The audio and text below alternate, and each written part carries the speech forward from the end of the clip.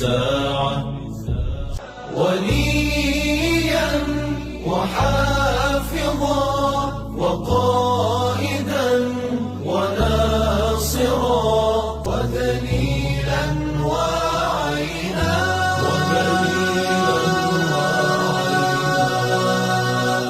حتى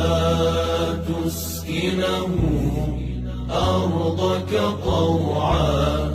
وتمتعه فيها طويلا